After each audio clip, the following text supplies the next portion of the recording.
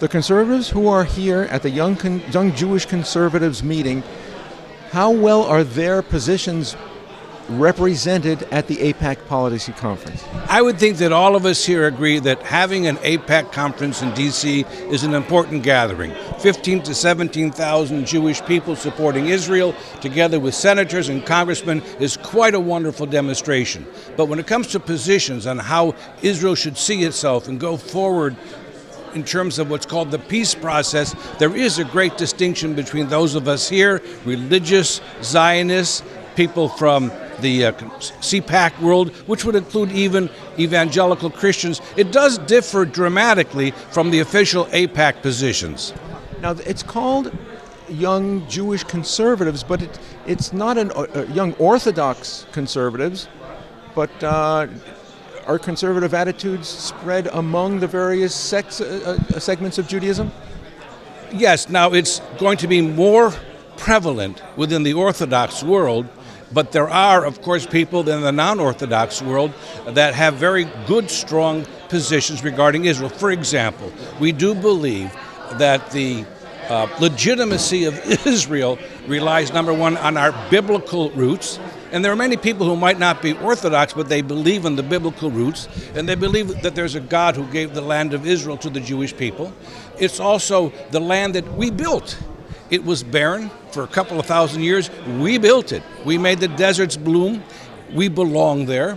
And also, many of us, including tens of millions of Americans, don't look at the Palestinians as a nation. There was no nationality of Palestine, and we don't see that they have any right to the particular area that always historically belonged to the Jewish people. So President Trump, his policy reflects that. Why is there so much opposition to President Trump's embracing of the notion of Palestinian rejectionism as anathema to a peace process?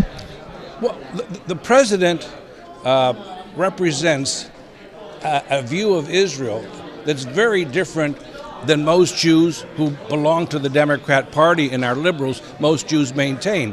He has a position that conforms more to what we in the religious Zionist community maintain, to what evangelicals maintain, and to what many very strong conservatives maintain regarding Israel. And we look at Israel as someone that in this whole conflict is really 99% in the right, and that the other side is actually trying to take land that belongs to the Jewish people. They're the ones that in a way are trying to occupy what is really Jewish land. So many Jews, because they're liberals, because they're Democrats, they don't appreciate, they don't even agree with what the president feels regarding Israel. Thank God we have this president.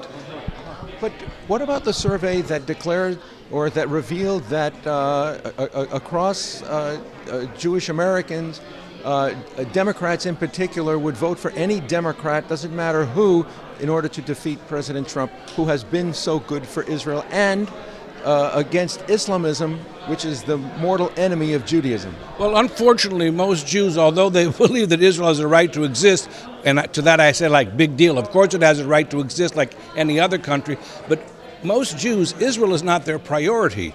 Their priority is what they call Tikkun Olam, which is the liberal social justice agenda. What does that mean?